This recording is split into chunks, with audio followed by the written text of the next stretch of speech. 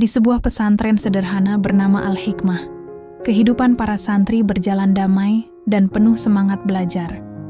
Namun, kedamaian itu terusik ketika seorang santri yatim piatu bernama Aisyah ditemukan hamil.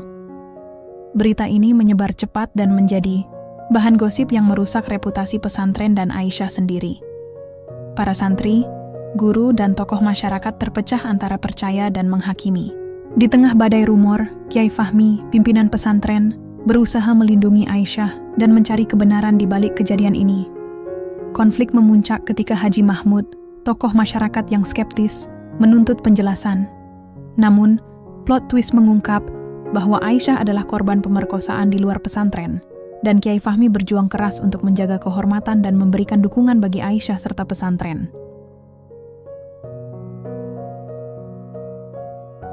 Pesantren Al-Hikmah terletak di sebuah desa kecil yang asri, dikelilingi hamparan sawah hijau dan pepohonan rindang yang menari tertiup angin.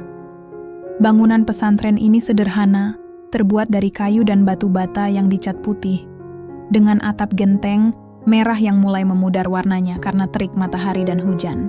Meski sederhana, suasana di dalam pesantren sangat hangat dan penuh semangat belajar. Setiap pagi, sebelum matahari benar-benar terbit, suara azan subuh yang merdu menggema dari menara kecil pesantren. Suara itu membangunkan seluruh santri yang tidur di kamar-kamar asrama mereka. Aisyah, gadis yatim piatu berusia 16 tahun, sudah bangun lebih awal. Dia duduk di tepi tempat tidurnya, menghadap jendela yang terbuka lebar, memandang langit yang mulai berubah warna dari gelap ke jingga lembut. Meski hidup tanpa orang tua, Aisyah selalu berusaha kuat dan ceria. Pesantren ini adalah rumahnya, tempat dia menimba ilmu dan mencari keluarga baru. Assalamualaikum, Aisyah, sapa Raffi, teman sebangkunya, sambil tersenyum cerah. Waalaikumsalam, Raf. Sudah siap untuk belajar hari ini? Jawab Aisyah dengan suara lembut. Raffi mengangguk. Tentu. Hari ini kita akan belajar tafsir Al-Quran. Kiai Fahmi bilang, kalau kita bisa memahami maknanya, hidup akan lebih bermakna. Kiai Fahmi adalah sosok yang sangat dihormati di pesantren. Beliau bukan hanya guru, tapi juga bapak dan pelindung bagi para santri. Wajahnya yang teduh dan suara lembutnya selalu membuat siapapun merasa tenang dan dihargai. Kiai Fahmi selalu mengingatkan santri agar menjaga akhlak, saling menghormati, dan berpegang teguh pada kebenaran. Aisyah sangat menyukai pelajaran agama dan selalu berusaha menjadi santri yang baik. Meski hidupnya penuh keterbatasan, dia tak pernah mengeluh. Justru, dia sering membantu teman-temannya yang kesulitan, entah dalam belajar atau urusan sehari-hari. Siti, sahabat dekat Aisyah, sering berkata, Aisyah itu seperti sinar kecil yang selalu menerangi hari-hari kita. Suasana pesantren memang penuh dengan kebersamaan. Para santri saling mendukung, belajar bersama, dan berbagi cerita. Mereka seperti keluarga besar yang saling menjaga. Namun di balik kehangatan itu, ada aturan yang harus dipatuhi. Santri dilarang keluar pesantren tanpa izin, dan semua harus menjaga nama baik pesantren. Suatu sore, ketika matahari mulai merunduk ke ufuk barat, Aisyah duduk di teras pesantren sambil membaca buku. Tiba-tiba, dia mendengar bisik-bisik dari beberapa santri yang lewat. Suara mereka pelan, tapi cukup jelas untuk didengar. Kamu dengar nggak? Katanya Aisyah itu. Jangan-jangan dia hamil ya, tapi siapa yang berani sama dia? Bisik-bisik itu membuat Aisyah terkejut dan hatinya mulai berdebar. Dia tidak mengerti dari mana rumor itu berasal, tapi perasaan takut dan malu mulai merayapi pikirannya. Aisyah mencoba mengabaikan, tapi bisik-bisik itu semakin hari semakin sering terdengar, bahkan sampai ke telinga para guru dan tokoh masyarakat desa. Keesokan harinya, suasana pesantren berubah. Beberapa santri mulai menjauh, ada yang menatap sinis, dan ada pula yang berbisik di belakangnya. Aisyah merasa seperti dunia runtuh di sekelilingnya. Dia yang selama ini dikenal rajin dan baik, tiba-tiba menjadi pusat perhatian yang tidak menyenangkan. Di tengah kebingungan dan kesedihan, Kiai Fahmi memanggil Aisyah ke ruangannya. Dengan suara lembut dan penuh perhatian, Kiai berkata, "Aisyah, jangan takut. Kita akan hadapi ini bersama. Pesantren adalah rumahmu dan aku akan melindungimu." Aisyah menatap mata Kiai Fahmi yang penuh kasih sayang, mencoba menahan air matanya. Di saat itu, dia merasa sedikit lega, tapi juga sadar bahwa perjalanan yang berat baru saja dimulai. Kehidupan damai di pesantren Al-Hikmah kini mulai berubah. Sebuah rumor yang belum jelas kebenarannya mulai mengancam keharmonisan yang selama ini terjaga. Bagaimana Aisyah dan pesantren akan menghadapi badai yang datang? Apa sebenarnya yang terjadi? Di balik rumor itu, semua akan terungkap seiring berjalannya waktu. Pagi itu, suasana pesantren Al-Hikmah terasa berbeda. Udara yang biasanya segar dan penuh semangat kini terasa berat dan penuh kecemasan. Aisyah berjalan pelan menuju ruang belajar, tapi tatapan mata teman-temannya membuatnya seperti berjalan di atas kaca pecah. Ada yang menatap dengan penuh rasa iba, ada pula yang menyembunyikan senyum sinis di balik bibir mereka. Bisik-bisik kecil terus mengiringi langkahnya. Kamu dengar nggak? Katanya Aisyah itu hamil. Bisik seorang santri, perempuan kepada temannya dengan suara pelan tapi penuh arti. Serius? Tapi siapa yang berani sama dia? Kan dia tinggal di pesantren, selalu dijaga. Balas temannya dengan nada penasaran. Rumor itu seperti api kecil yang mulai menyala dan membesar. Dalam hitungan hari, bukan hanya di pesantren tapi juga di desa sekitar, kabar tentang Aisyah yang hamil sudah menjadi bahan pembicaraan. Bahkan beberapa orang tua santri yang mengantar anaknya ke pesantren mulai bertanya-tanya dan merasa cemas. Di tengah badai gosip itu, Aisyah merasa semakin tertekan. Dia yang selama ini dikenal ceria dan rajin, kini menjadi pusat perhatian yang tidak diinginkan. Setiap kali dia melewati lorong pesantren, bisikan dan tatapan itu seperti pisau yang menusuk hatinya. Teman-teman yang dulu dekat mulai menjauh, dan rasa kesepian mulai merayapi hari-harinya. Suatu sore, saat Aisyah duduk di pojok halaman pesantren, Siti, sahabatnya yang selama ini selalu ada di sisinya, datang menghampiri dengan wajah penuh kekhawatiran. "Aisyah, kamu nggak apa-apa? Aku dengar semua orang ngomongin kamu," tanya Siti sambil menggenggam tangan Aisyah erat. Aisyah menunduk, berusaha menahan air mata yang hampir jatuh. "Aku nggak tahu, Siti. Aku nggak pernah melakukan apa-apa. Tapi kenapa semua orang jadi seperti ini?" Siti menghela napas panjang. "Aku juga nggak ngerti. Tapi kamu harus kuat, ya. Aku akan selalu ada buat kamu." Di sisi lain, Kiai Fahmi mulai merasakan gelombang ketegangan yang menyelimuti pesantren.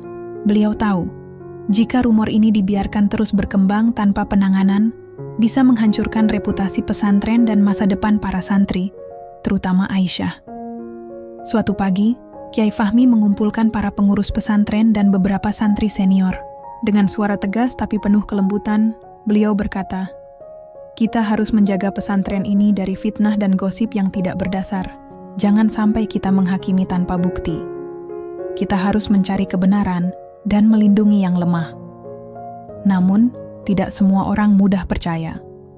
Beberapa santri dan warga desa mulai mempertanyakan kebijakan pesantren yang dianggap terlalu membela Aisyah. Mereka mulai menyebarkan opini negatif. Bahkan ada yang mengancam akan menarik anak-anak mereka dari pesantren jika masalah ini tidak segera diselesaikan. Haji Mahmud, tokoh masyarakat yang dikenal keras dan tegas, mulai angkat bicara. Di sebuah pertemuan warga desa, dia berkata dengan suara lantang, "Ini bukan perkara kecil. Jika benar ada santri yang hamil, itu mencoreng nama baik pesantren dan agama. Kita harus tahu siapa yang bertanggung jawab." Kata-kata Haji Mahmud membuat suasana semakin panas. Para santri dan guru pun terbagi menjadi dua kubu, yang ingin melindungi Aisyah dan mencari kebenaran, dan yang mulai curiga dan menghakimi. Aisyah yang mendengar semua ini merasa semakin terpojok. Dia merasa dunia seolah menutup rapat pintu harapan dan kepercayaannya. Setiap malam, dia menangis dalam diam, bertanya-tanya mengapa cobaan ini harus datang padanya. Namun, di balik semua itu, Kiai Fahmi terus berusaha memberikan dukungan. Beliau sering mengajak Aisyah berbicara, menenangkan hatinya, dan mengingatkan bahwa kebenaran pasti akan terungkap. "Jangan takut, nak. Allah selalu bersama orang yang sabar dan jujur," kata Kiai dengan penuh keyakinan.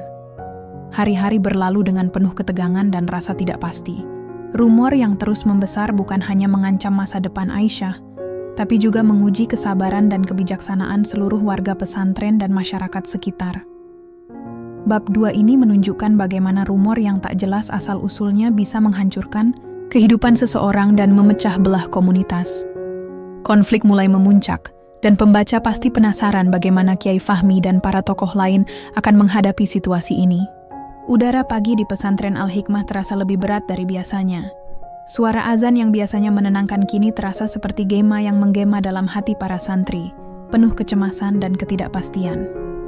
Di ruang pertemuan pesantren, Kiai Fahmi duduk dengan wajah serius, menatap para pengurus pesantren dan beberapa tokoh masyarakat yang hadir. Di antara mereka, sosok Haji Mahmud tampak paling tegas dan penuh amarah. "Ini sudah keterlaluan," bentak Haji Mahmud dengan suara yang menggema di ruangan. "Bagaimana mungkin seorang santri bisa hamil di pesantren? Ini mencoreng nama baik kita semua. Pesantren ini harus bertanggung jawab." Kiai Fahmi menghela napas panjang, mencoba menenangkan suasana. "Haji Mahmud, saya mengerti kekhawatiran Bapak. Tapi kita harus mencari kebenaran dengan kepala dingin, bukan dengan emosi dan tuduhan tanpa bukti." Namun, Haji Mahmud tak terpengaruh. "Kebenaran? Bagaimana kita bisa percaya jika fakta sudah jelas? Aisyah hamil, dan itu fakta. Kita harus tahu siapa yang bertanggung jawab dan memberikan sanksi." Suasana menjadi tegang. Beberapa tokoh masyarakat mulai mengangguk setuju dengan Haji Mahmud, sementara sebagian pengurus pesantren terlihat ragu dan khawatir. Di sudut ruangan, Aisyah duduk dengan kepala tertunduk, merasakan beban dunia seolah menimpanya sekaligus.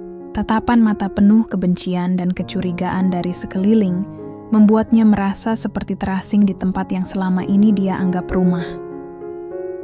Raffi dan Siti, dua sahabatnya, mencoba mendekat dan memberi dukungan, tapi mereka juga tak kuasa melawan arus rumor yang semakin deras. "Aisyah, kita di sini untukmu," bisik Siti, menggenggam tangan Aisyah dengan erat. Kiai Fahmi berdiri, suaranya tegas namun penuh kelembutan. "Saya mohon, mari kita tenang sejenak. Tuduhan tanpa bukti hanya akan merusak banyak hal. Kita harus membuka ruang dialog dan mencari kebenaran bersama." Namun, Haji Mahmud tidak mau mundur. "Saya minta pesantren membuka semua fakta. Jika ada yang menutup-nutupi, saya akan bawa masalah ini ke pihak berwajib." Situasi semakin memanas. Beberapa santri senior mulai khawatir akan masa depan pesantren dan reputasi mereka. Sebagian merasa bahwa Kiai Fahmi terlalu membela Aisyah tanpa bukti yang jelas, sementara yang lain percaya bahwa Kiai Fahmi sedang berusaha melindungi santri yang tidak bersalah. Di tengah ketegangan itu, tiba-tiba seorang santri muda bernama Hasan angkat, bicara dengan suara gemetar. Saya pernah melihat sesuatu yang mungkin bisa membantu, tapi saya takut." Semua mata tertuju padanya. Kiai Fahmi mengangguk pelan, memberi isyarat agar Hasan melanjutkan. Hasan menarik napas dalam-dalam. "Beberapa minggu lalu, saya melihat Aisyah bertemu dengan seseorang di luar pesantren. Orang itu bukan santri, dan mereka terlihat seperti sedang bertengkar. Saya tidak tahu apa yang terjadi, tapi saya rasa ini penting." Kiai Fahmi menatap Hasan dengan serius. "Terima kasih sudah berani bicara. Ini bisa menjadi petunjuk penting." Namun Haji Mahmud segera memotong. "Itu tidak cukup. Kita butuh bukti yang jelas dan tindakan tegas." Konflik semakin memuncak ketika beberapa orang mulai mempertanyakan kepemimpinan Kiai Fahmi. Ada yang menuduh beliau menutup-nutupi masalah agar nama pesantren tidak tercemar. Bahkan, beberapa media lokal mulai meliput berita ini, menambah tekanan bagi pesantren. Aisyah yang selama ini diam, mulai merasa putus asa. Dia merasa sendirian, terpojok, dan tak tahu harus berbuat apa. Malam-malamnya dipenuhi tangisan dan doa, berharap ada keadilan dan kebenaran yang akan terungkap. Di tengah badai, tuduhan dan tekanan, Kiai Fahmi berjanji dalam hati untuk menggali kebenaran sampai tuntas. Dia tahu, ini bukan hanya tentang reputasi pesantren, tapi juga tentang masa depan seorang gadis muda yang sedang berjuang di antara gelombang fitnah dan kesalahpahaman. Bab 3 ini adalah puncak konflik yang penuh ketegangan dan emosi, memperlihatkan bagaimana rumor bisa berubah menjadi tuduhan yang mengancam keharmonisan dan kepercayaan. Pembaca akan merasa tegang dan penasaran dengan kelanjutan kisah ini, menunggu bagaimana kebenaran akhirnya akan terungkap. Malam itu, suasana di pesantren Al-Hikmah terasa sunyi dan penuh ketegangan.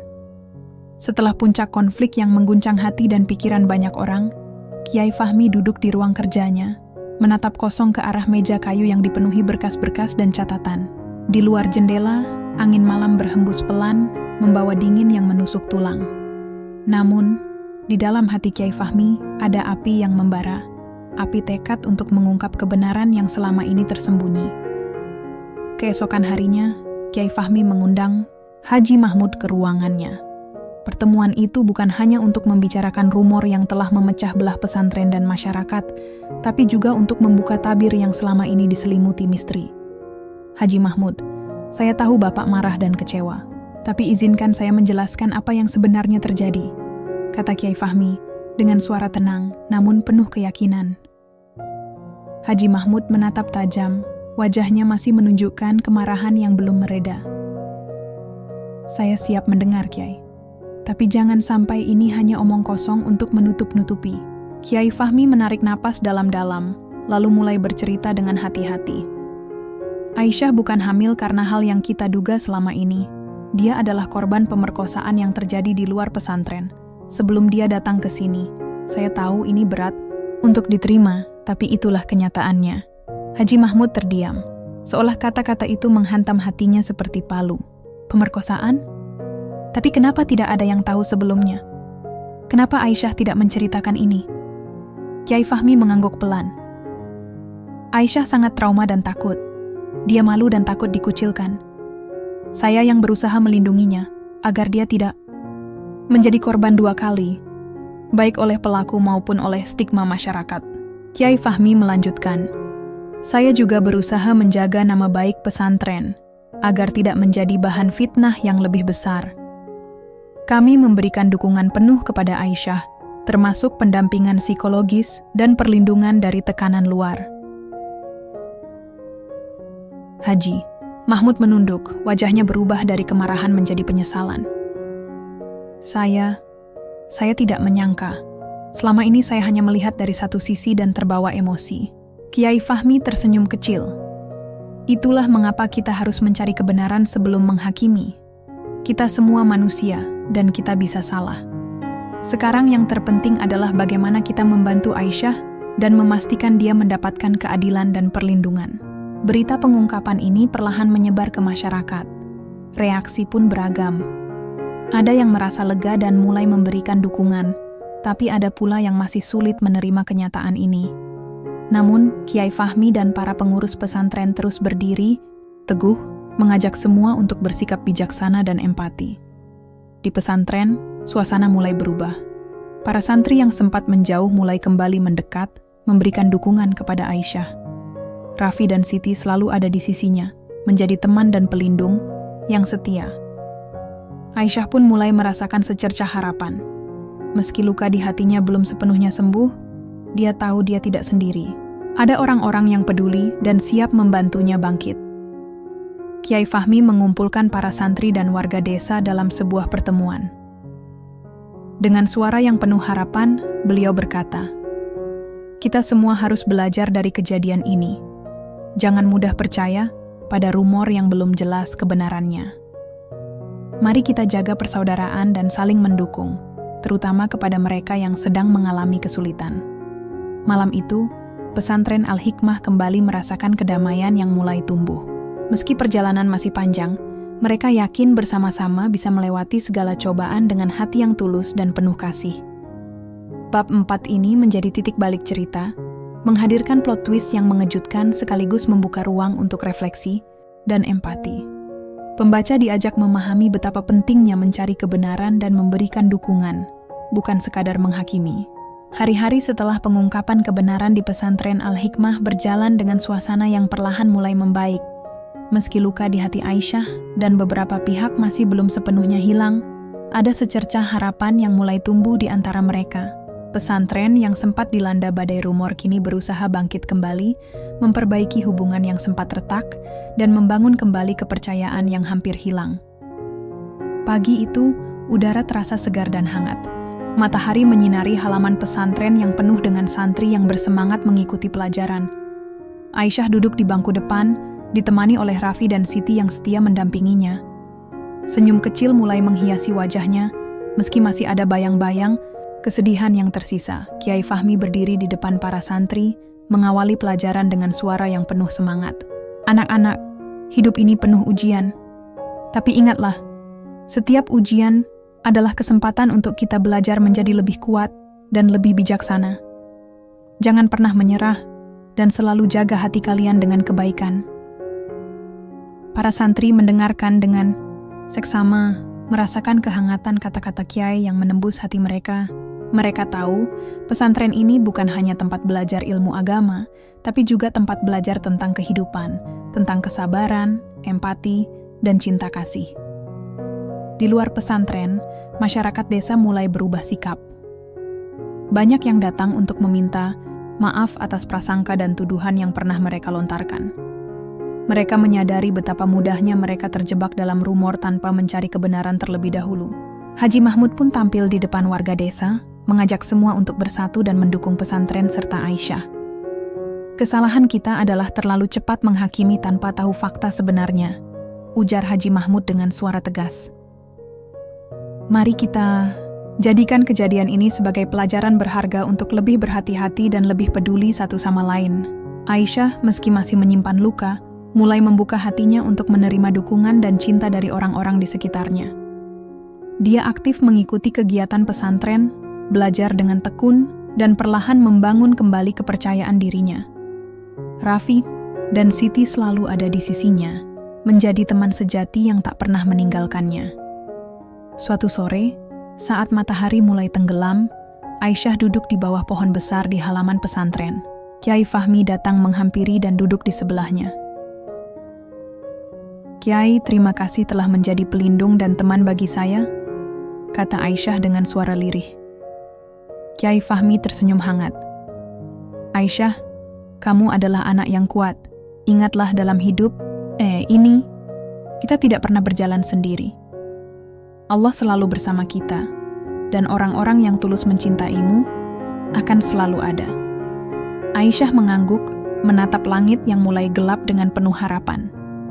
Dia tahu, perjalanan hidupnya masih panjang dan penuh tantangan, tapi kini dia tidak takut lagi. Dengan dukungan dari pesantren dan masyarakat, dia siap melangkah maju, menatap masa depan dengan keyakinan dan keberanian. Pesantren Al-Hikmah pun kembali menjadi tempat yang penuh kedamaian dan semangat. Para santri belajar tidak hanya tentang ilmu agama, tapi juga tentang arti kasih sayang, pengampunan, dan kekuatan untuk bangkit dari keterpurukan.